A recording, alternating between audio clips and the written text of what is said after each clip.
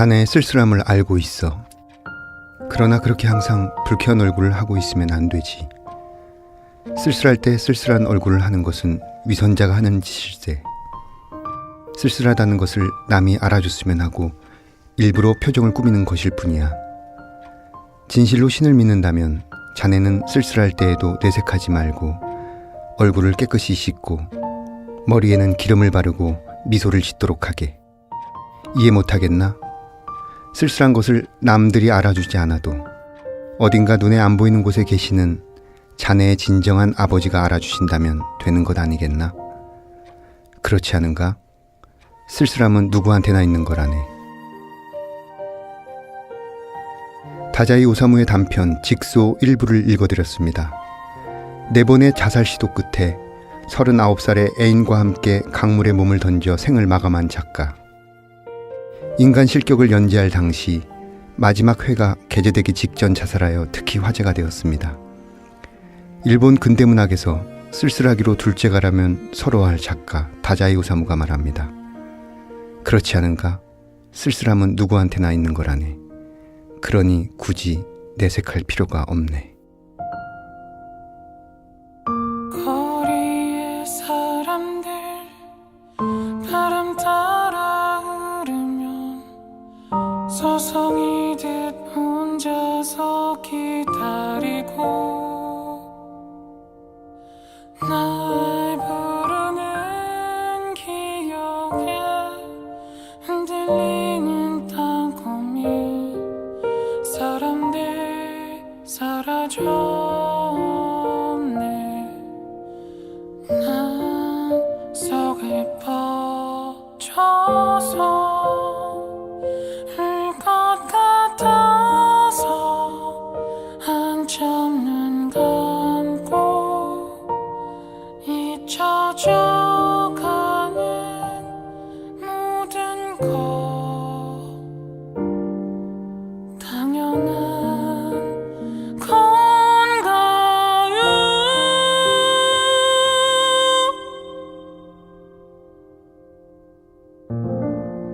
문학 라디오 헤이수의 문장의 소리. 네, 안녕하세요. 저는 진행을 맡은 헤이수입니다. 오늘 문장의 소리 작가의 방에는 현대문학 핀 시리즈 특집으로 박상수 시인님, 박형서 소설가님, 그리고 유계영 시인님 모셨습니다. 네, 안녕하세요. 어서 오십시오. 안녕하세요. 반갑습니다.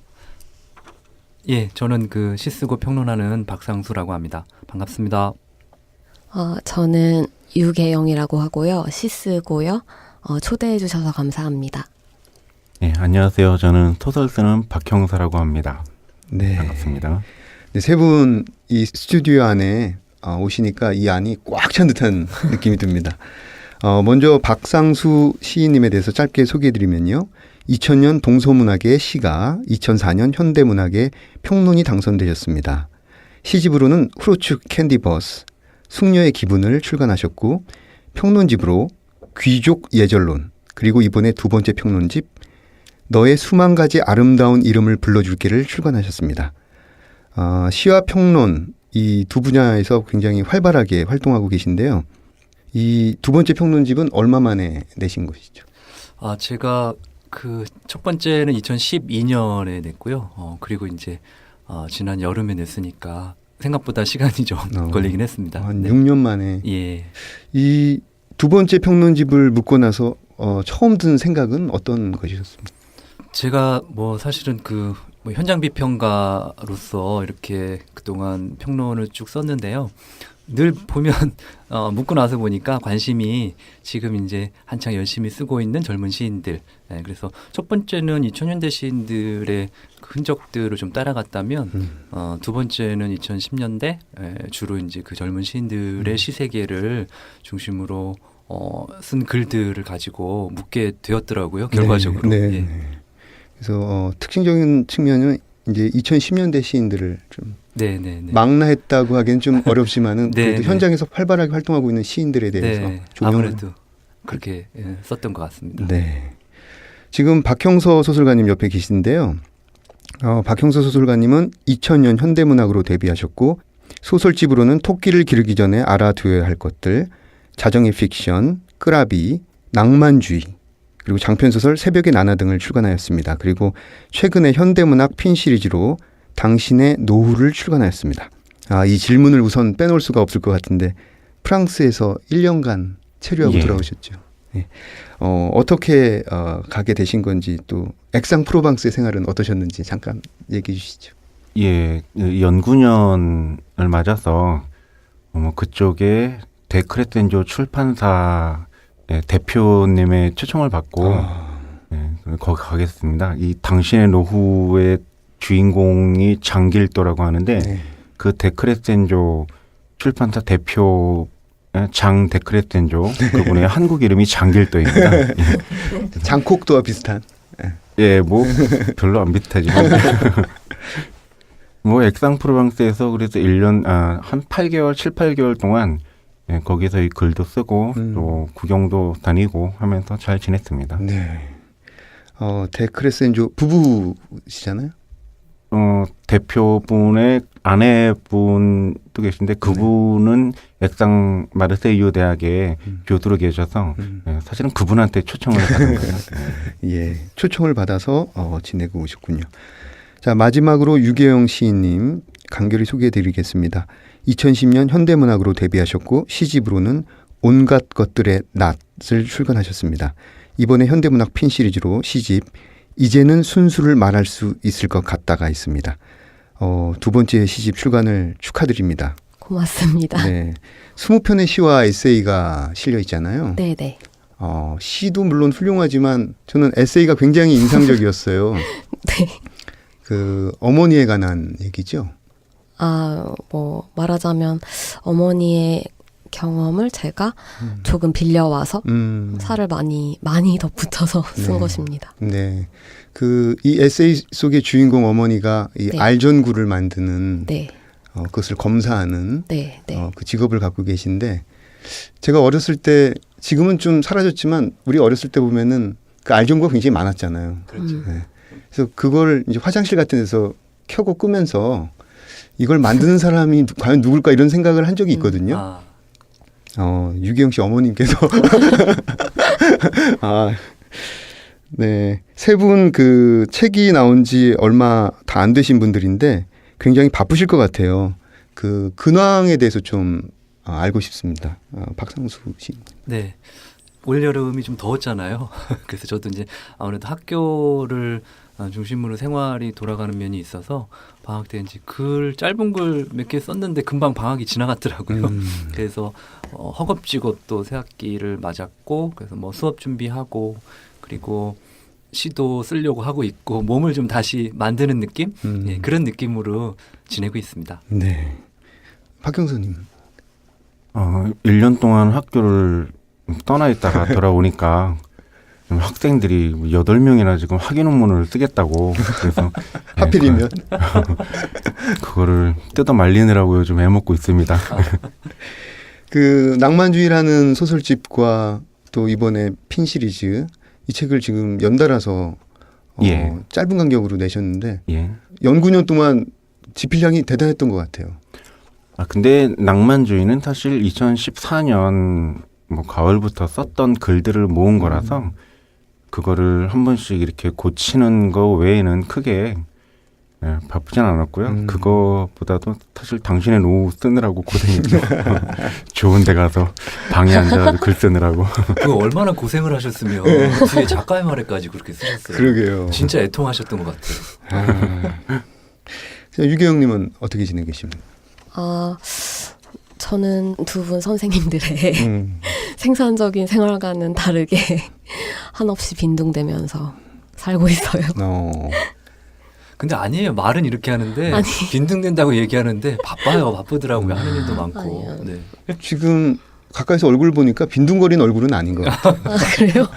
오늘도 여기저기 특별한가요? 일을 많이 치르고 예. 여기까지 또 왔다고 하더라고요. 네.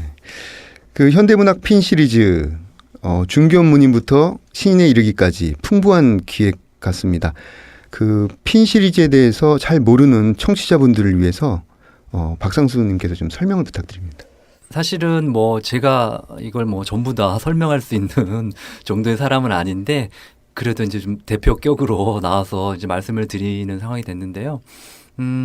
현대문학에서는 이제 그 전까지 이제 뭐 여러 가지 일들을 해왔지만 그 최근에 이제 여러 가지 문학을 둘러싼 환경들이 바뀌고 있잖아요. 근데 그럼 현대문학이 이 상황에서 제일 잘할 수 있는 게 뭔가 이런 생각을 좀 많이 했어요. 그 안에 이제 편집위원들도 그렇고 거기 또 이제 회사 쪽도 그렇고 그러면 우리가 잘할 수 있는 거는 결국은 작가들을 많이 발굴해서 좋은 작품 싣고 발표하고 그 역할을 했던 게 아니냐. 그러면 그런 거를 조금 확장시켜서 그거를 현대문학 잡지에도 싣고 그다음에 단행본으로 이렇게 엮어서 좋은 작가들을 이렇게 선보이는 그런 플랫폼 같은 거를 좀 만들었으면 좋겠다 이런 생각을 해서 시작하게 됐고요. 원래는 이제 사실 그 이규호 소설가도 이전부터 이렇게 무겁지 않은 분량의 소설을 좀 냈으면 어떨까, 내면 어떨까 이런 얘기를 계속 해왔고 그리고 저희 그 회사 대표님도 작은 책 좀 그런 쪽에서 좀 힌트가 생기지 않을까 얘기를 해왔었고요. 그게 좀 잘 우연히 만나서 그러면 그 소설도 내고 그리고 사실은 시집 같은 경우는 현대문학이 좋은 시인들을 많이 배출을 했는데 시선이 없었어요. 네. 그래서 그럼 이 기회에 시인들의 시선도 같이 소설하고 움직여보면 어떻겠냐 싶어서 많지 않은 분량을 좀 이렇게 핵심으로 생각을 하고 조금 더 편안하게 독자에게 다가갈 수 있는 그런 좀 작업을 좀 해보자 해가지고 어떻게 보면 되게 사실은 의욕적으로 네. 시작하게 됐습니다. 네. 의욕적으로 시작했고 그다음에 지금도 계속 진행 중이죠. 예, 계속 앞으로도 나올 예정이고 진행 중입니다. 네. 박형서 작가님의 당신의 노후에 대해서 이야기를 했으면 하는데요. 이 소설은 이제 가까운 미래의 고령화 사회를 다루고 있습니다. 서사는 크게 두 갈래로 나뉘어 흘러가는데 하나는 공무원, 공단의 공무원이자 킬러라고 해야 되나요? 그냥 장길도의 서사이고 다른 하나는 장길도와 그의 동료들이 살해한 그 노인들의 서사입니다. 어떻게 이 소설을 구상하게 됐는지 궁금합니다. 저는 평소에 생각해오던 거를 좀 오랜 가공 끝에 소설로 옮기기 때문에 어떻게 시작되었는지 뚜렷하게 기억하는 소설은 별로 없습니다. 이 소설에 대해서 떠오르는 거는 어렴풋하게 한 2개 정도 되는데 하나는 현재의 상태가 지속된다면 아무래도 기금이 고갈되는 걸 피할 수 없겠다 하는 막연한 추측과 그렇죠. 연금을 말씀하시는 그렇죠. 거죠. 예. 또 다른 하나는 그럼에도 국가는 국민의 노후를 포기할 수 없지 않겠느냐 하는 어떤 당위. 돈은 없고 사업은 해야 된다면 뭐 도둑질밖에 남지 않겠죠. 예, 그 과정에서 발생할 비극을 한번 생각을 해봤습니다. 네.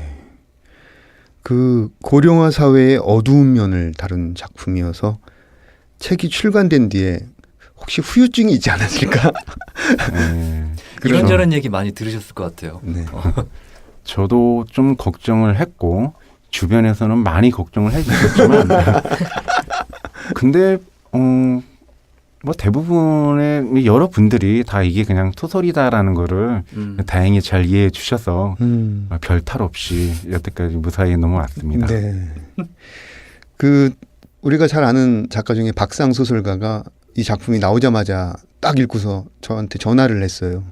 전화를 해서 이 작품을 읽었는데 지금 가슴이 너무 뛴다. 그래서 어떤 작품이길래 그러느냐 제가 물어봤어요. 그랬더니 굉장히 특이한 지점을 자기가 발견했대요. 예. 박형서 소설가의 특이한 지점. 그게 뭐냐면 이 무섭고 잔인한 이야기 속에서도 그동안 박형서 작가에게서 보기 힘들었던 어떤 낭만주의적 면모를 발견했다.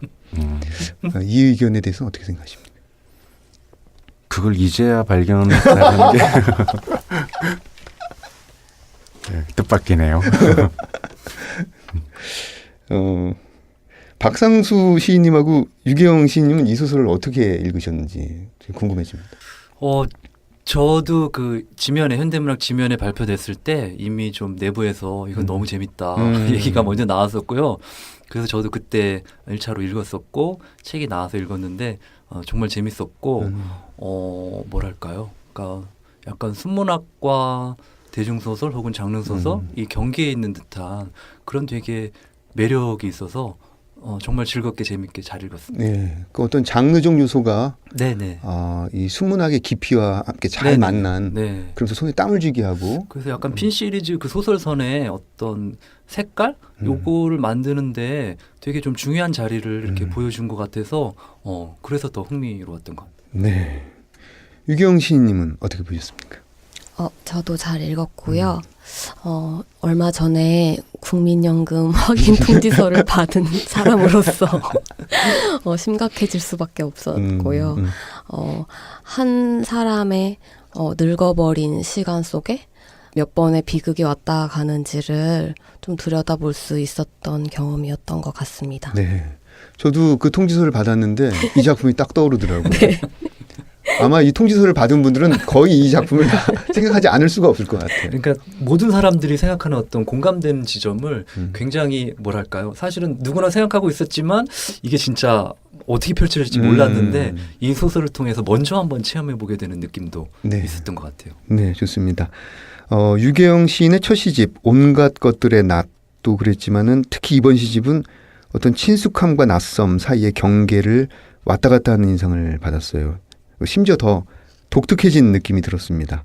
그 언제 끝나는 돌림 노래인 줄도 모르고라는 이 시를 보면은 아름다운 건 왜 죄다 남의 살이고 남의 피일까 뭐 이런 표현들 보이는데 이번 시집을 관통하는 키워드가 있다면 어떤 것이 있나요? 제가 이 사전 질문을 확인하고 이 질문이 너무 난감해서 시집을 다시 천천히 읽어보면서 내가 제일 많이 쓴 낱말이 뭘까도 세워보고 별짓을 다 해봤는데요. 딱히 떠오르지 않더라고요. 그래서 그냥 천천히 다시 한번 시간을 복귀해 봤을 때 제가 이 시간 동안 좀 시달렸던 정서는 의심하는 마음이 아니었을까 이런 생각이 들었어요. 그래서 내가 살아있다는 것에 의심하고 나의 일상이 안전하다는 것에 의심을 해보고 하는 가운데 태어난 시들이 많다고 생각합니다. 네, 의심이 가장 핵심 키워드군요. 네, 모든 것에 물음표를 던지는. 그렇지요. 네.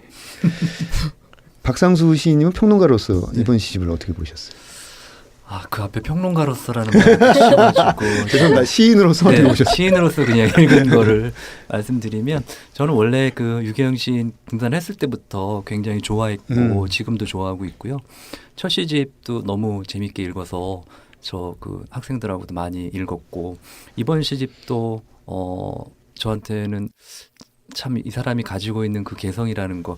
근데 저한테는 그렇게 느껴지거든요. 항상 보면 뭐 발목이라든지 의자라든지 이런 게 많이 나와요. 근데 그 존재들이 멀리 가지 못하고 제자리에 있거나 쓰러져 있거나 약간 그런 상황. 근데 그래도 끊임없이 뭔가를 향해서 가려는 이번 시집에도 사실은 그 거리에 발목만 남겨져 있는 어떤 이미지도 있고. 네. 근데 그게 그렇게 돌파하는 방식이 되게 유머러스한 지점이 있어요. 그리고 되게 천진한 상상력도 있고. 근데 그건 저는 제가 좋아하는 부분이라서 네. 그런 거 발견할 때마다 재밌다. 이 사람의 개성이다.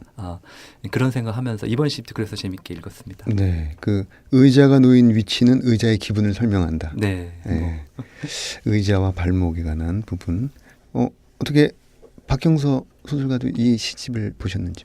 예, 제가 사실 시를 그렇게 많이 읽지는 않고 또 잘 이해도 못하지만 이 유계영 시인의 이번 시집을 읽으면서 좀 많은 시들에서 하나의 문장이 다른 문장과 연결되지 않고도 그러니까 연결시키지 않고도 그 자체로 각각의 문장들이 좀 선명한 이미지를 품고 있는 거를 좀 느꼈어요. 총체성 자체를 지향하는 게 아니고 세계에 멀리 떨어진 각 부분들을 모아서 결과적으로 총체성을 보여주는 듯한 그런 느낌? 이런 걸 근데 뭐라고 설명해야 될지 모르겠는데 그냥 그랬습니다. 굉장한 칭찬. 그러니까요. 평론가 하셔도 될 것 같아요. 네. 그 당신의 노후 이 작품을 보면은 크게 두 가지 서사가 교차되고 있어요. 하나는 고령 노인들의 죽음을 건조한 기사처럼 서술한 서사. 다른 하나는 이제 국민연금공단의 외곽 공무원으로서 적색 리스트에 오른 고령 노인을 죽이는 장길도의 서사입니다. 이 두 가지 서사가 결이 참 다릅니다. 그래서 하나는 약간 로맨스, 황혼의 순정 어떤 이런 것들이 보이고 또 다른 한 켠에서는 건조한 살인과 죽음 이런 것들이 보이는데요. 이 두 가지 서사의 교차, 그다음에 시간 순서를 바꾼 구성에 신경을 많이 썼을 것 같아요. 네. 지금 말씀하신 대로 제가 이렇게 그 두 가지 결을 이 소설에 담고 싶었거든요. 처음부터. 왜냐하면 황혼의 로맨스와 비정한 죽음 어느 쪽 하나만으로는 제가 이 소설에서 이야기하고자 하는 바를 충분히 담아낼 수 없겠다라는 생각을 했었어요. 처음부터. 뭐 동시에 그런 구조를 취함으로써 황혼의 로맨스는 더 애틋하게 또 비정한 죽음은 더 외롭고 쓸쓸하게 그렇게 느껴지도록 만들고 싶었습니다. 네. 그래서 어떤 이 두 가지가 잘 섞이지 않으면서도 각자 다른 결을 가지면서도 끝까지 긴장감을 가지고 유지한 그 능력이 참 굉장히 돋보였습니다. 고맙습니다. 아유, 이거 우리 구성 작가가 이 질문을 꼭 던져달라고 하는데 본인에게 로맨스는 무엇이고 죽음은 어떤 의미일까요? 저 먼저. 예. 저는 뭐 로맨스가 두 가지 의미가 있잖아요. 뭐 더 많이 있겠지만 크게는 뭐 사랑을 의미할 수도 있고 또 낭만을 의미할 수도 있겠죠. 저는 죽음의 대척이 삶이 아니라 낭만과 로맨스라고 생각을 합니다. 그러니까 낭만과 사랑이 없는, 그러니까 로맨스가 없다면은 그게 죽음과 별반 다르지 않은 상태가 아닌가 그렇게 생각을 합니다. 자, 그럼 유기영님. 풋풋한 저에게 너무 어려운 질문이네요. 무슨 거의 박갈로레아 수준이죠. 제가 로맨스라는 키워드를 들었을 때는 지나간 저의 뜨거운 시간들을 생각해봤어요. 그런데 어떤 시간이 나에게 로맨스로 기억에 남았다면 그 시간 동안 제가 죽고 싶어 했던 것 같더라고요. 그래서 뭐 사랑하는 대상이 있었다고 해도 그 사람과 함께 잘 살아보고 싶었던 게 아니라 같이 죽고 싶어 했었고 그 저에게는 그렇게 죽음이 피할 수 없는, 거역할 수 없는 삶의 끝부분에 있는 결말이라면 그 시간이 오도록 가만히 있는 것이 아니라 거기를 향해서 성큼성큼 가는 시간들이 로맨스가 아닌가 이런 생각이 들었고요. 죽음은요, 예전에는 어떤 도피처처럼 죽음을 생각했던 적도 있었던 것 같은데 요즘에는 최대한 오래오래 끝까지 명 닿는 대로 잘 살고 싶어요. 그래서 끝끝내 마주치고 싶지 않은 것이 저에겐 죽음인 것 같습니다. 적색 리스트에 올라가실 분이 여기 또 한 분 계시죠. 너무 오래 살아서. 예. 끝까지. 박상준. 네. 저도 이게 참 질문이 어려웠는데요.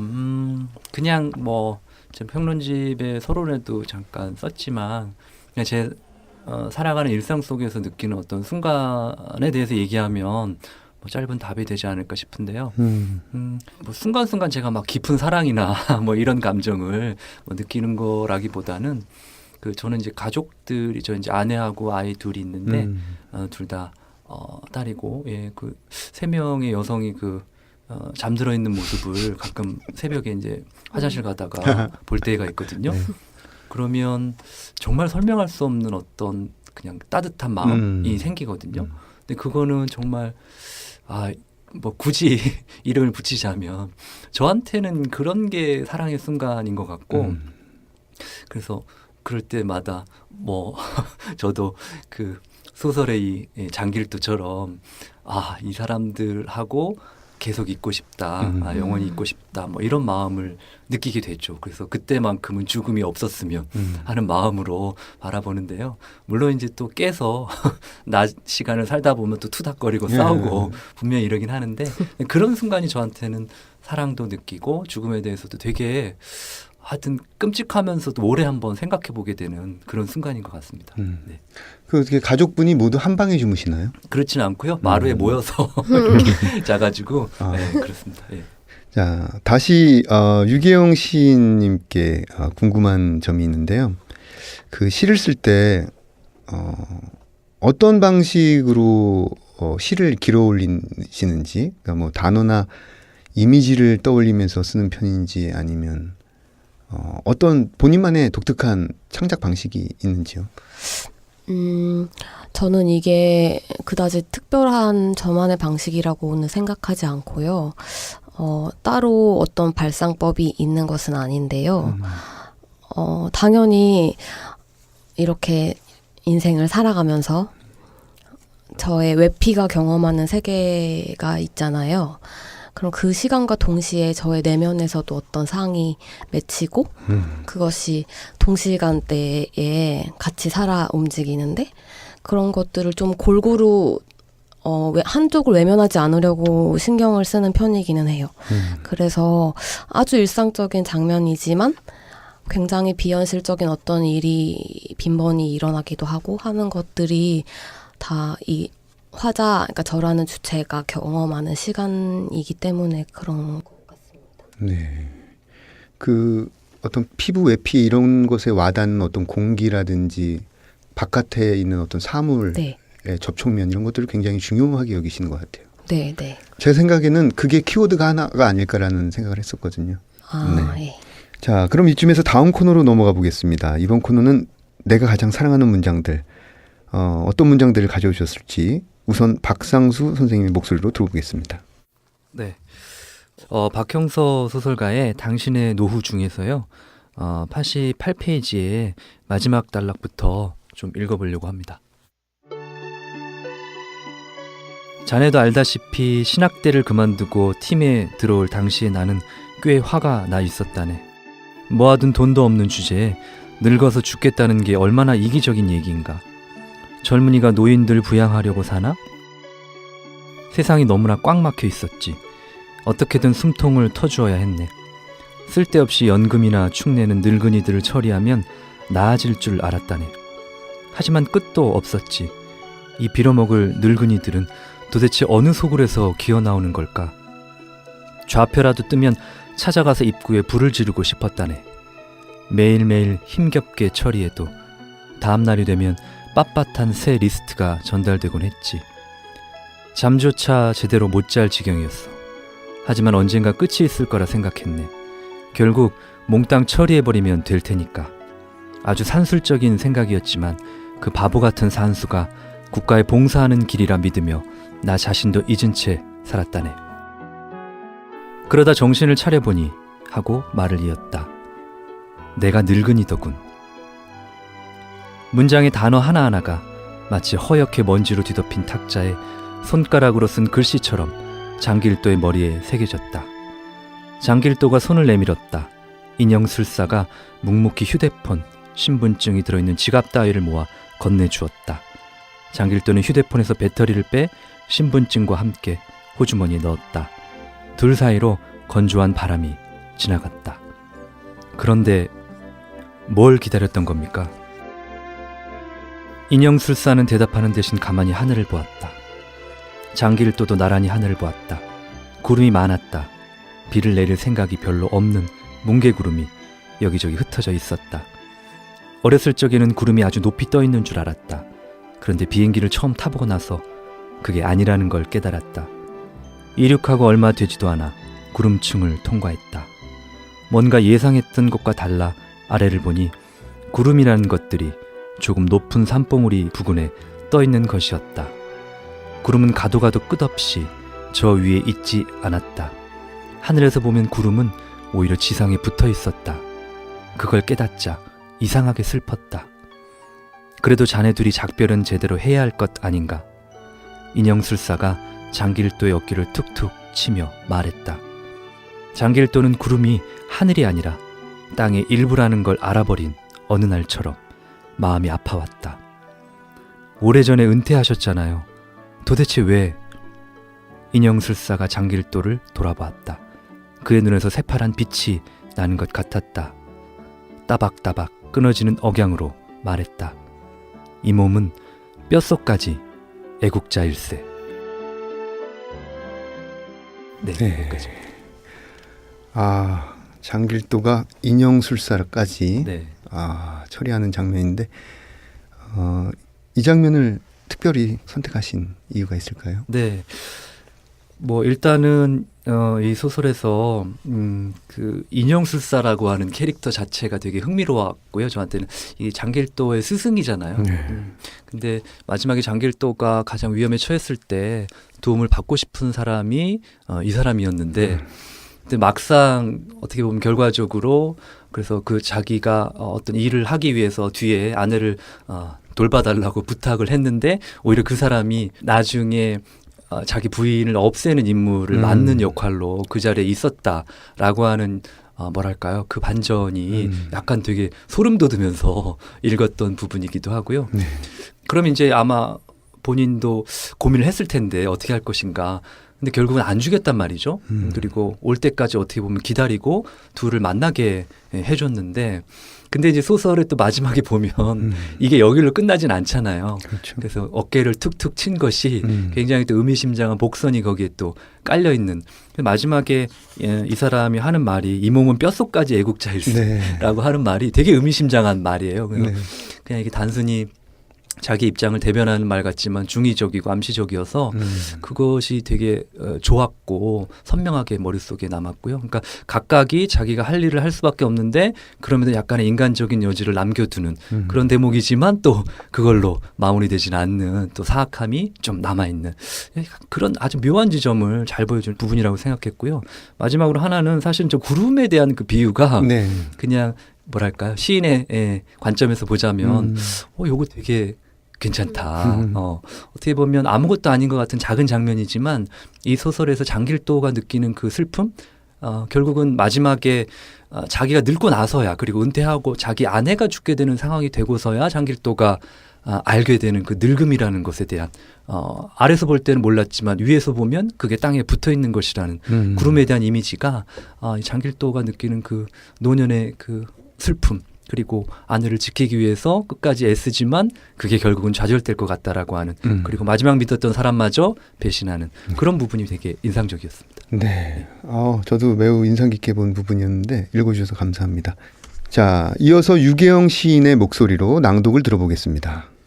박형서 소설가님의 당신의 노후 16페이지부터 읽겠습니다. 제가 국민연금 들 필요 없다고 얘기했던 것 같은데요. 섭섭하게 받아들이지 않도록 흘리듯이 말했다. 하지만 다달이 내는 돈이 크지 않은 데다가 하고 아내가 또 배시시 웃으며 변명했다. 이어 두어 번 숨을 크게 들이마셨다. 폐가 잠시 움찔한 모양이었다. 아내가 편히 숨을 고를 수 있도록 장길도는 창밖을 바라보았다. 이웃한 4층짜리 학원 건물 옥상 난간에 비둘기로 보이는 새가 한 마리 있었다.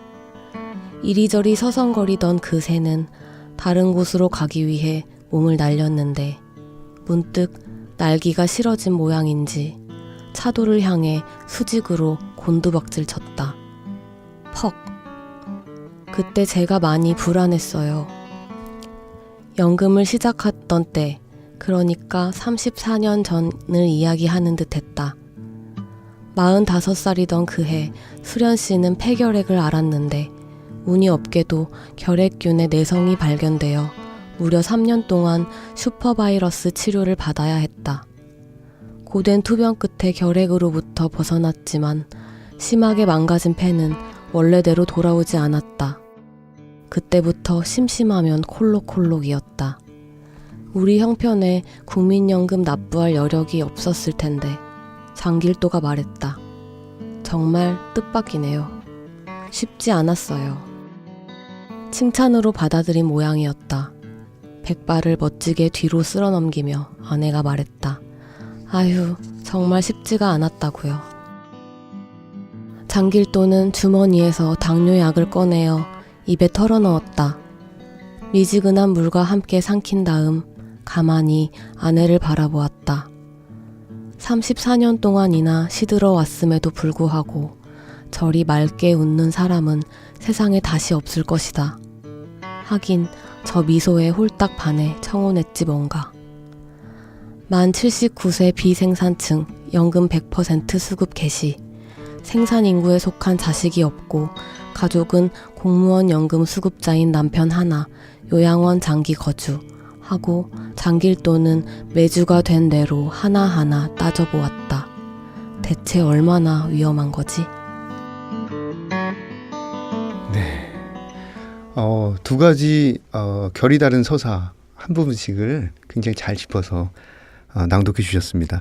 유기영님은 이 부분을 선택하시게 된 계기가 네, 아주 불길함을 예상할 수 있는 장면이어서 이 비둘기가 날아가다가 날기를 포기하고 곤두박질 치는 장면도 아주 선명하게 저한테 각인되었고 이 이후의 이야기들을 좀 짐작할 수 있을 것 같아서 청취자 여러분들께 구매욕을 불태우기 그렇습니다. 네. 굉장히 호기심이 자극되는 부분입니다. 이제 현대문학 핀 시리즈 1부를 마칠 시간인데요. 오늘 소감 대신에 이번 작품을 준비하면서 내가 이 글을 써야 되겠다. 이런 글을 마지막까지 써야 되겠다 하는 어떤 동기라든지 모티브가 된 장면을 간단하게 언급해 주시면 좋겠는데. 예, 저 같은 경우에는 책에도 인용했지만 홉스의 리바이어던을 보면서 떠올린 게 있었어요. 원문에는 국가가 없다면 인간의 삶이란 참으로 외롭고 가난하고 더럽고 잔인하고 짧을 뿐이라 그렇게 나와 있습니다. 저는 거꾸로 국가가 지향하는 합리성의 극단의 반휴머니즘, 그러니까 참으로 외롭고 가난하고 더럽고 잔인하고 짧을 뿐인 인간의 삶이 존재하지 않을까 하고 한번 생각을 해보았습니다. 네. 그것이 씨앗이 떨어져서 그것이 점점 싹을 틔우고 줄기를 올리고 잎을 만들어서 이 작품이 나왔군요. 네, 유기영님. 저는 이렇게 결정적인 장면이 없는 것 같아요. 이게 시가 한 편 한 편마다 다른 장면들을 가지고 있기 때문에 그 중에 하나가 결정적이었다라고 꼽을 수가 좀 없을 것 같습니다. 네, 알겠습니다. 박상수 선생님, 박형서 소설가님, 유계영 시인님 보내드리고요. 다음 주에도 핀 시리즈 2부가 방송됩니다. 저는 2부 책들의 방에서 뵙겠습니다.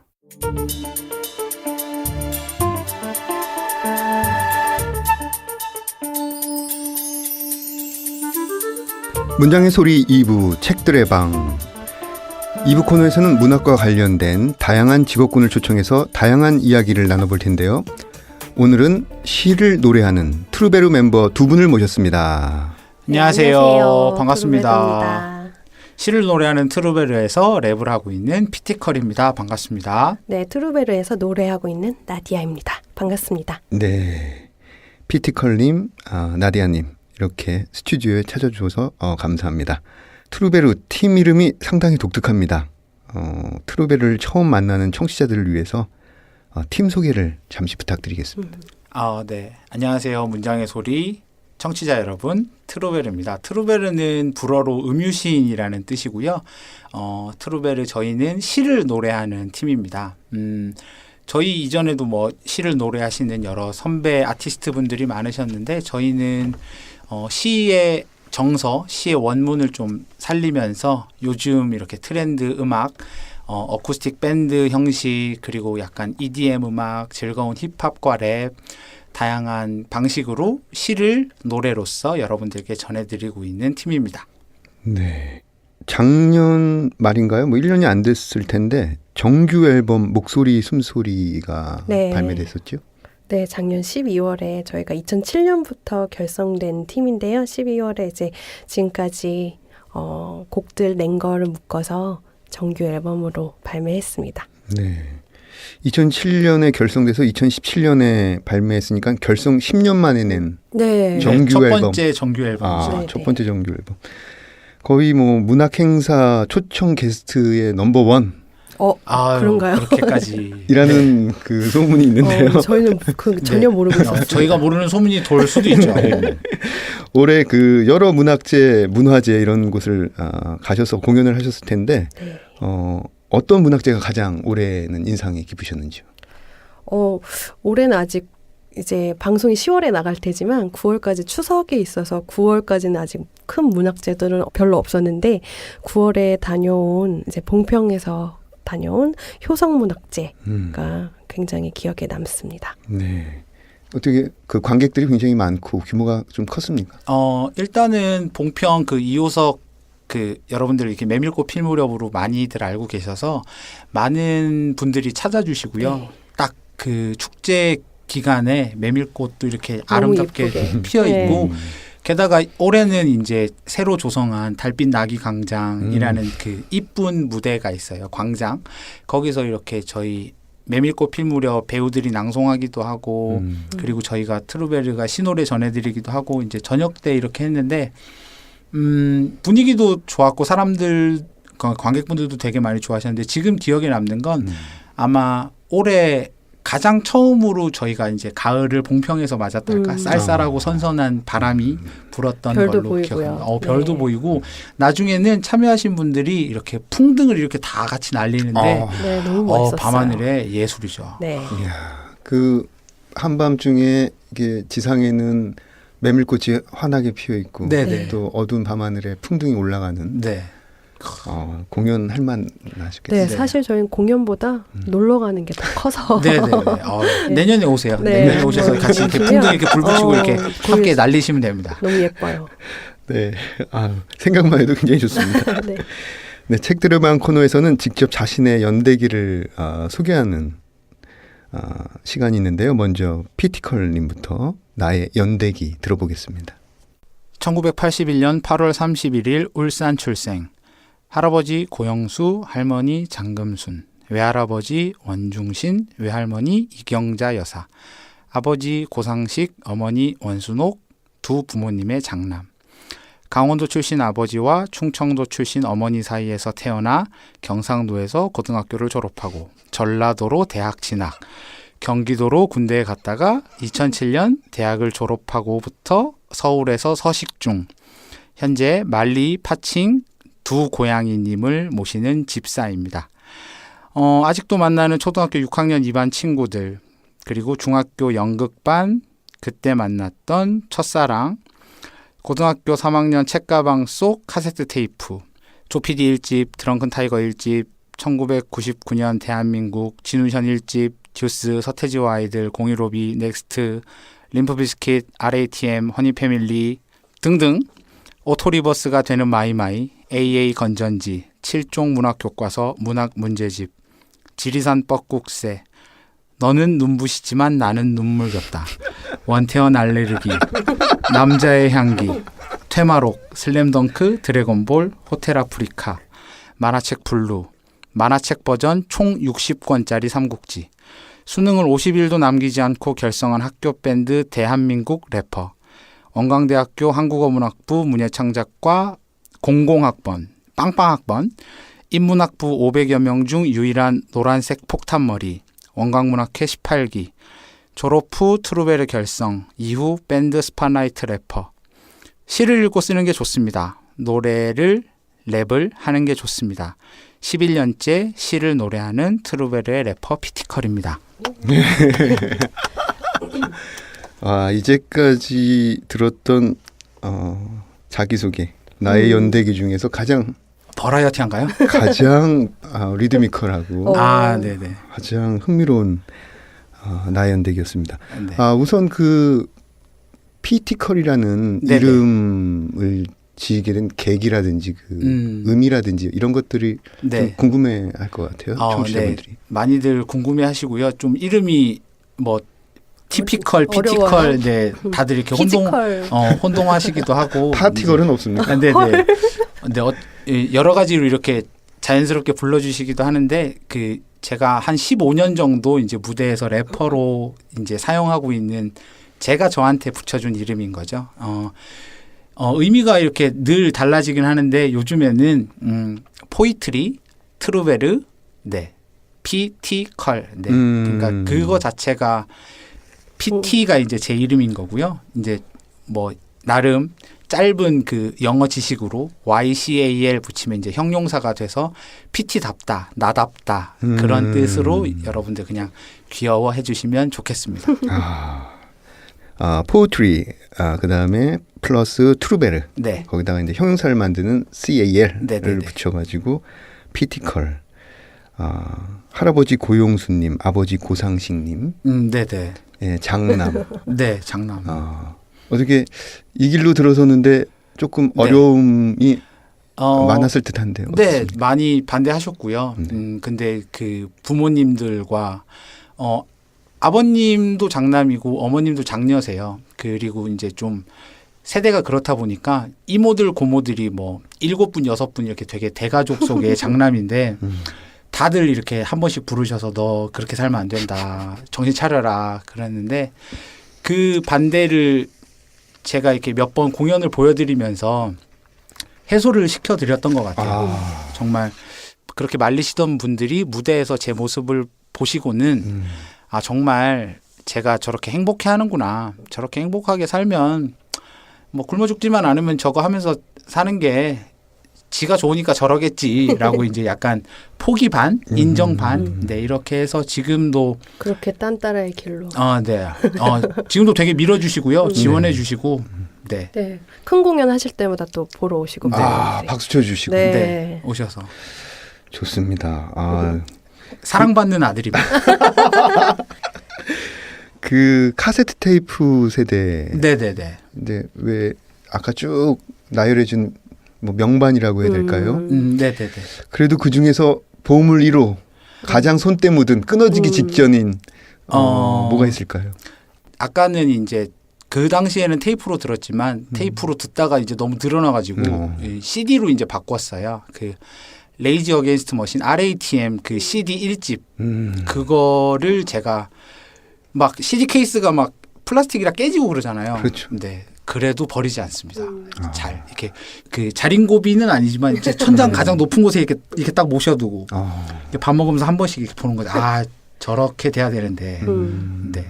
어떤 면들이 그렇게 좋으셨어요? 뭐 일단은 저도 이제 밴드에서 랩을 하다 보니까 그렇게 격정적인 무대나 그리고 이제 그들이 공격적으로 내뱉는 가사 속에 담긴 메시지나 그런 게 모르시는 분들도 많으실 거예요. 왜냐하면 한참 전에 1999년도에 이제 전성기를 누렸던 팀이니까. 근데 지금 시대가 변하고 시간이 지나도 그런 팀이 있어야 될 거라고 생각을 하고 제가 트루베로 활동하면서 시를 노래하는 부분과도 맥락이 다 있다고 생각을 해요. 네. 그 고향 이름이 말리하고 파칭인가요? 네네, 그렇습니다. 두 고향을 모시는 집사. 네. 말리와 파칭 자랑 좀 해주시죠. 말리는 페르시안 고향이고요. 이름은 이제 제가 또 좋아하는 레게 뮤지션 반말리에서 나온 말리예요. 남자 고향인데 되게 시크하고요. 이렇게 어느 순간에 이렇게 머리를 쓰다듬어 달라면서 고개를 내밀지만 머리를 쓰다듬어 드리면 갑자기 심경의 변화가 있으셔서 손을 핥히고 깨물고 이렇게 피를 보셔야 끝나는 그런 친구고요. 시크한 미남 고양이계 정우성이라고 시크한 미남 냥님이시고 파칭이 같은 경우는 이제 샴으로 이제 수다쟁이에요. 제가 집에서 뭐 이렇게 전화 통화를 하면 꼭 껴들어요. 야옹 나도 얘기하고 싶어.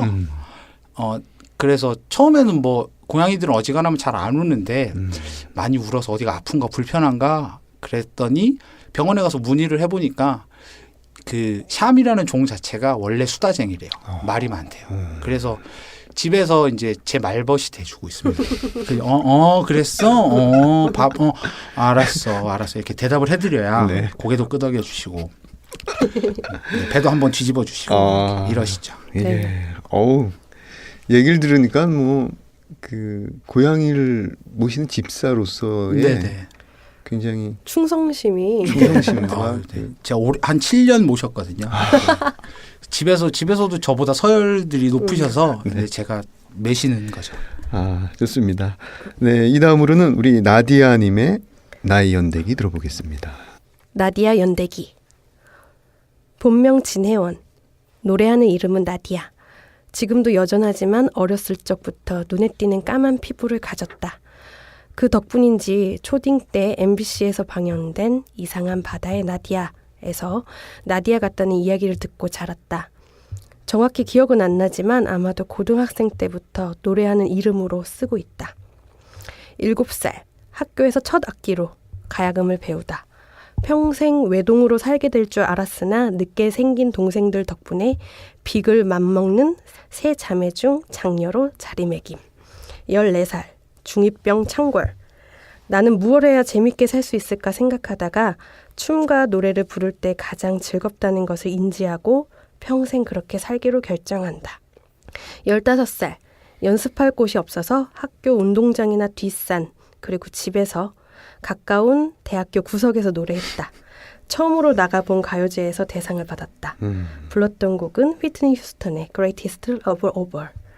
16살 포넌 블론즈스의 Watch Up 이라는 곡을 치고 싶어서 기타를 배웠다. 그해 가을 대학병원 응급실에 실려갔다. 신장 결석을 발견하고 원래 신장이 기형인 채로 태어났다는 것을 알게 되었다.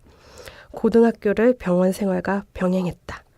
20살 실용음악 학교를 다니다가 더 많은 것을 배워보고 싶어서 영상과에 진학한다.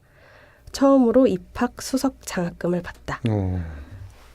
바이올렛톤이라는 밴드로 홍대 인디씬에서 활동을 시작했다. 21살 처음으로 나의 앨범을 냈다. 크고 작은 공연이 계속되었고 많은 곡을 만들었다. 내 목소리를 낼 수 있는 무대가 좋았다. 23살 창작 뮤지컬 배우로 무대에 섰다. 26살 공들였던 밴드가 깨지고 방황하고 있던 시기에 트루베르 래퍼 피틀컬과 윤석정 시인을 만나 트루베르로 합류했다. 시작은 객원 보컬이었다. 트루베르를 활동하며 많은 시인들을 만났다. 27살 8년 연애를 끝내고 결혼했다. 주부의 삶을 병행하고 있다. 30살 서당계 3년이 지나니 시라는 것을 흉내내서 써보기 시작했다. 시를 노래하는 트루베르에서 노래하고 있는 나디아입니다. 네. 첫 가요제 출전해서 네. Greatest Love Over로 네네. 대상. 아마 좀 어려서 주신 것 같아요. 중3 때 처음 나갔는데 네. 다 고등학교 언니 오빠들이었거든요. 그래서 아마 열심히 하라고 주시지 않았나 생각하고 봅니다. 뭣도 모르고 준 건데 이제 이 아이는 난 따라가 돼야겠구나. 네네. 이게 운명의 꿈을 숙명이구나. 그렇죠. 네. 지금 바깥에서 조 PD님께서 네네. 한 소절 꼭 그 부분 듣고 싶다고. 아, 그래요? 잠시만. 가사를 I believe a child in our future. Picture them and let them lead the way.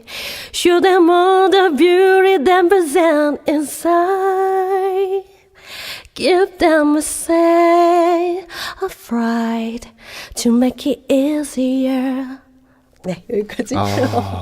기억이 나네요, 그래도. 스튜디오 밖에서 어마어마한 박수가 지금 감사합니다. 들리고 너무 있습니다. 이거 준비된 게 아니어가지고 긴장이 되네요. 참 이렇게 아름다운 곡을 연습할 장소가 없어서 뒷산과 네. 운동장과 대학교 구석에서 네네네. 그 당시에는 뭐 연습실 이런 개념들이 없었고, 뭐 있었다 하더라도 전 너무 어렸기 때문에 정보가 없어서 그냥 그렇게 생으로 연습하고 다녔던 것 같아요. 어떻게 기타를 배우기 시작하셨는데 네. 그 기타 수련이 어떻게 진행이 좀 잘 됐나요? 아니면 본인 생각보다 좀 더뎠습니까? 지금 뭐 그렇게 많은 뭐 제가 뭐 기타리스트가 된 건 아니지만 그래도 곡 작업할 때는 아무래도 피아노보다는 제가 기타로 작업을 하고 있습니다. 네. 저기 우리 밖에 계시는 조 PD님은 네. 기타 선생님께서 네네. 하도 기타가 안 늘어서 화를 내셨다. 네. 기타 선생님이 화를 내셨던 에피소드와 상처를 갖고 계시는데 저도 피아노가 너무 안 늘어서 네. 예, 그런 자기한테 안 맞는 악기들이 있는 것 같아요. 네. 맞는 악기로 찾아가셔야 돼요. 맞아요. 드럼을 시작해 보세요. 현악기가 안 맞을 수도 있어요. 네. 조 PD님 드럼을 시작하시죠. 네, 드럼이 맞으실 수 있어요. 네. 자, 홍대 인디밴드에서 활동을 하셨는데 네. 그 홍대 인디밴드에 대해서 이제 많은 가수 지망생들이 어떤 로망을 갖고 있잖아요. 근데 직접 체험해 보시니까 빛과 그림자를 알고 계실 것 같아요. 어떻습니까? 빛은 거의 없었던 거고. 그림자만 가득한. 네. 저는 진짜 2006년 7년부터 홍대에서 이제 지하 라이브 클럽에서 밴드로 노래하고 지금까지 뭐 홍대 지금은 많은 공연장들이 사라지고 있고 하는데요. 그때 이제 관객이 있든 많든 뭐 무대에서 집중하는 법을 많이 배웠던 것 같아요. 그래서 그때 기반이 지금 어느 큰 무대를 가도 긴장하지 않고 저를 펼칠 수 있는 기회가 되지 않았나 생각됩니다. 그 빛을 향한 그림자였네요. 그리고. 멋있네요. 네. 아직도 가고 있는 것 같습니다만. 네. 이 부분이 저는 굉장히 인상적이었습니다. 무엇을 해야 될지 어디로 가야 될지 모르는 네. 어떤 방황하던 시기에 트루베르를 만났다. 네. 그 순간에 대해서 조금 설명해 주시죠. 아, 어떻게 네. 그런 운명적인 만남이 있을 수 있는지. 계속 저 그때 이제 홍대에서 밴드 생활을 하다가 원래 트루베르 저보다 더 빨리 들어왔던 서지석이라는 이제 남자 보컬 프로듀서가 있었어요. 그래서 자기가 지금 트루베르라는 팀에서 그분도 이제 제가 홍대에서 만났고, 근데 트루베르라는 팀에서 곡을 만들고 있는데 앨범을 작업하고 있는데 혹시 너 요즘 노니까 네, 그 당시 이제 공을 들였던 밴드도 많이 깨지고 만나고 있던 남자친구와도 헤어지고 모든 게 무너졌고 막 살고 있었어요. 그런데 이제 만나서 꼭 지금 녹음하고 있는 이 부스 딱 이 부스만한 연습실 딱 이 부스였는데 그래서 만나서 자기네들은 트루베르라는 팀인데 시를 노래하고 있고 이렇게 얘기해서 여자 보컬이 필요해서 목소리를 더해주지 않겠냐. 처음에는 그렇게 객원으로 시작하다가 어쩌다 이제 지금까지 오고 있습니다. 네. 우리가 알고 있는 시를 노래의 가사로 삼는 것이죠. 네네, 그렇습니다. 그래서 어떤 저작권 문제라든지 이런 것들이 좀 궁금해지는. 시를 고르고 노래를 만들고 이런 얘기부터 조금 하자면요. 네. 저희도 지금 그분 쉬고 있지만 월간 트루베르라는 팟캐스트를 진행을 하면서 매달 한 분의 시인을 모셔가지고 방송을 진행했습니다. 그러면서 이제 선물로 저희가 시를 노래로 이제 시인의 시를 노래로 만드는 코너도 있어가지고요. 그래서 그런 부분에 대해서는 이제 원작자의 동의도 있고, 그다음에 그리고 혹은 저희가 아까 말씀드렸지만 문학제 같은 데서 이제 공연 의뢰가 오면 곡을 이제 만들어드리고 하기 때문에 저희는 이제 허락을 받고 쓰는 입장이라 그런 부분들에 대해서 예민한 부분은 없는 것 같습니다. 네.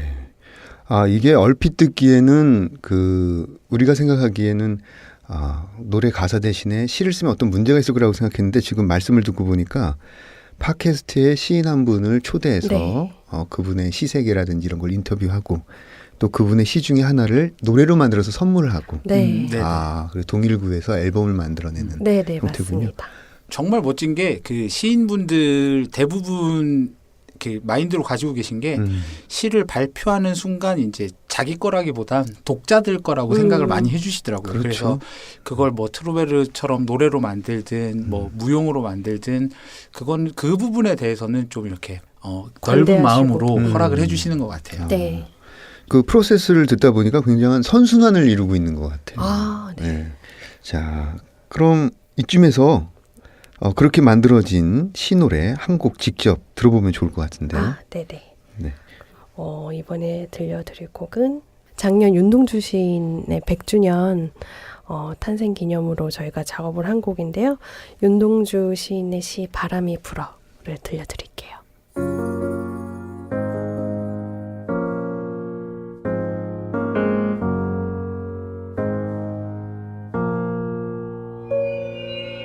바람이 어디로부터 불어와 어디로 불려가는 것일까. 바람이 부는데 내 괴로움에는 이유가 없다. 내 괴로움에는 이유가 없을까. 단 한 여자를 사랑한 일도 없다. 시대를 슬퍼한 일도 없다.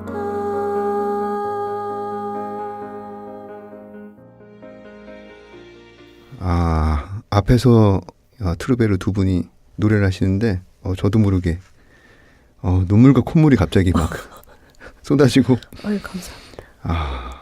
나디아님의 보컬도 굉장히 서정적이지만 이 피티컬님의 랩이 굉장히 깊게 찌르고 오는 힘이 있었습니다. 감사합니다. 어떻게 이 곡을 부를 때 어떤 느낌을 받으시나요? 어떤 느낌을 가지고 이 노래를 주로 부르시나요? 일단은 윤동주 시인의 바람이 불어 시를 선택하고 그리고 이제 나디아가 작곡을 했거든요. 아마 만들 때 과정을 이렇게 말씀드리면서 저희 그 소감을 전해드리는 게 맞을 것 같아요. 네. 그 윤동주 시인의 시들은 워낙 유명하고 많잖아요. 저희도 이제 행사 의뢰가 들어오고 곡을 작업을 하는 와중에 너무 다른 좋은 시들은 이제 이미 다른 분들도 많이 부르셨고 그래서 이제 작품을 보다가 이제 내 노래가 될 시가 어떤 게 있을까 찾아보다가 영화 동주를 보게 됐어요. 그래서 거기서 잠깐 지나가는 제 시인인데요. 그래서 동주가 이제 몽규랑 기차를 타고 이제 서울로 내려가는 거죠. 부모님들한테 인사를 하고 기차를 타고 내려가는 풍경에서 잠깐 앞에 한 소절 정도가 나오는데 그게 제 마음을 울리더라고요. 네. 그래서 이 시로 곡을 만들어야겠다 해서 바람이 불어를 선택을 했고요. 저도 이게 부를 때마다 먹먹한 것 같아요. 제 마음도 그렇고 뭐 그때 시대상도 그렇고 바람이란 게 그때도 역사적 아픔이라고도 하지만 저희한테도 늘 아픈 바람이 부니까요.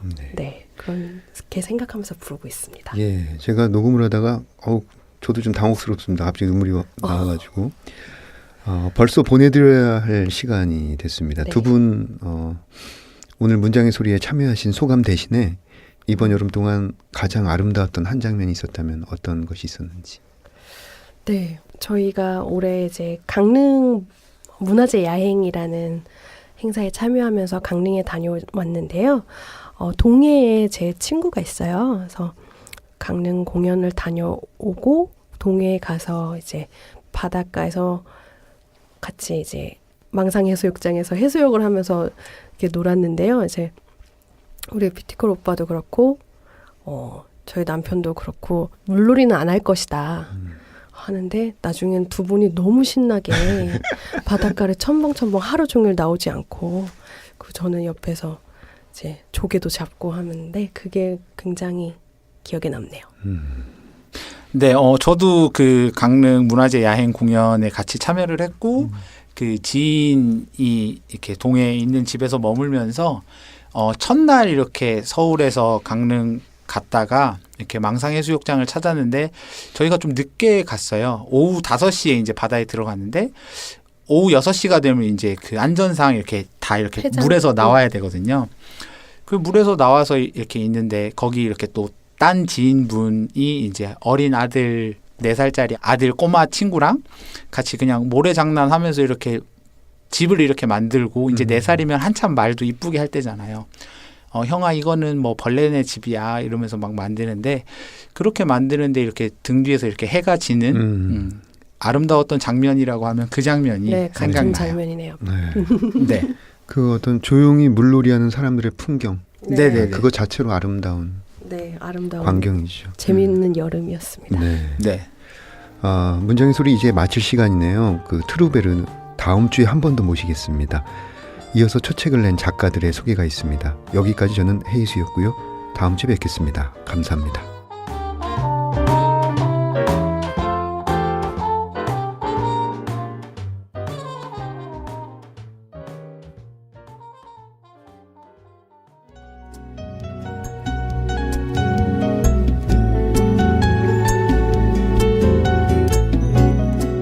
안녕하세요. 문장의 소리 정현우 시인입니다.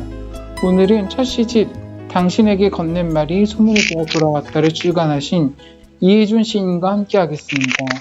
안녕하세요. 네, 안녕하세요. 지금 저는 편집 일을 하고 있고요. 월간 시인 동네에서 편집 일을 맡아보고 있습니다. 예. 첫 책이 나왔어요. 네네네. 지금 소감은 어떠신지? 사실 제가 습작 기간이 좀 긴 편이었거든요. 그래서 그 습작 기간에 쓴 시하고 또 등단하고 여기저기 발표한 시들을 또 한 번 더 들여다보면서 이렇게 나름대로 정리할 수 있는 그런 기회가 된 것 같거든요. 등단하기 전에는 등단하고 나면 뭐 눈치 안 보고 뭐 열심히 써야지. 물론 뭐 다른 분들도 이런 각오는 하겠지만은 사실 등단 이후 잘 그러지 못한 것 같습니다. 그래서 앞으로 힘을 빼기 위한 이번 첫 시집이 그런 과정으로 생각하고 그동안의 흔적들을 묶어서 그냥 홀가분하게 뭐 털어낸 기분입니다. 그래서 그 첫 시집이 앞으로 마음을 좀 다잡는데 동력으로 작용해 줬으면 좋겠다는 바람을 가져봅니다. 등단작 녹반동이 저한테는 굉장히 인상적이었는 작품이었는데요. 네네. 이번 시집을 준비하면서 가장 중점을 두었던 것을 좀 들을 수 있을까요? 사실 먼저 녹번동 말씀드리면은 제가 이제 가장 녹번동 쓸 당시 가장 힘들었던 시기였거든요. 그래서 어떤 그런 정서가 묻어 있는 것 같고 녹번동이 누추하고 지리멸렬한 그런 일면에 또 공감해 주시는 것 같아 고마울 따름입니다. 예. 그리고 사실 첫 시집의 중점을 얘기할 만큼 이렇게 크게 고민해 보지는 않은 것 같거든요. 그냥 제가 살아오면서 그 마음이 기울 수밖에 없는 어떤 관심사들 그리고 어떤 정황이나 사물에 그 마음을 투영해서 한번 그려내 보려고 노력했습니다. 물론 대부분이 다 어둡긴 하지만 시집을 읽으면서 어두운 현실과 닿아있는 또 새롭게 재생성되는 공간 같은 것도 네. 느껴졌어요. 네네네. 그리고 드러나지 않는 소구름 같은 것도 느껴졌고요. 예. 너무 좋게 읽으셨으니까. 아무래도 좀 익숙한 것보다는 어떤 공간과 시간이 낯설수록 사람은 누구나 좀 두려울 수밖에 없다고 생각하거든요. 어떤 그런 낯선 공간과 시간 속으로 들어가 보고 싶었지만, 언제나 익숙한 공간에 서 있는 모습을 스스로 확인하면서 저는 아직 멀었구나 하는 그런 생각을 했습니다. 그래서 사실 제 생활이 따지고 보면 좀처럼 진짜 익숙해지지 않고 하루하루가 낯설고 또 두렵기도 하고 어리숙하지만 어떤 그런 표현의 문제에서는 어떤 낯선 세계로 들어간다는 게 쉽지 않다는 것을 느낍니다. 시인님의 두려움의 근원은 뭘까요? 사실 제가 그 사람 만나서 이렇게 원만하게 지낸다든지 어떤 그런 교류를 잘 못하는 편이거든요. 그래서 사실 이런 인터뷰도 사실 저는 굉장히 부담스럽습니다. 말씀 굉장히 잘하시는데. 그래서 제가 좀 많이 좀 사교적이지 못해서 그런 면이 있는 것 같습니다. 지금 시인이자 또 편집자시기도 한데요. 네네네. 일을 하실 때와 시를 쓸 때 본인은 어떤 모습인지. 일단 뭐 그동안 이제 뭐 가까이서 시집을 준비하신 분들을 이제 많이 지켜봐 왔거든요. 그래서 이제 제가 이제 첫 시집을 내고 나니까 어떤 그런 분들의 이제 첫 시집에 대한 그런 각별한 마음이 더 와닿더라고요. 그리고 이해할 수 있었고, 그리고 또 뭐 일을 할 때하고 시를 쓸 때 차이라면은 일단은 뭐 일할 때는 또 여럿이 맞춰가야 하는 부분이 있기 때문에 또 시를 쓸 때 온전히 자신으로 이렇게 돌아갈 수 있는 그런 부분에서는 뭐 좋은 것 같고요.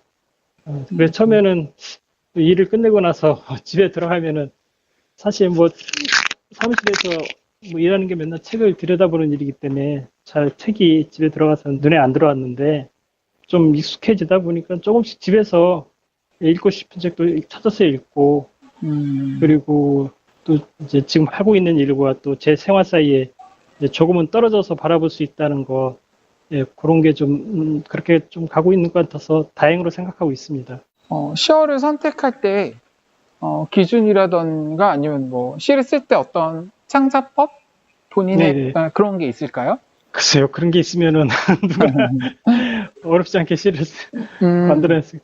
그냥 시집을 읽다가 뭐 가슴에 와닿는 뭐 시어들을 발견하게 되면 저렇게 시어 사전을 이렇게 따로 만들어서 놓거든요.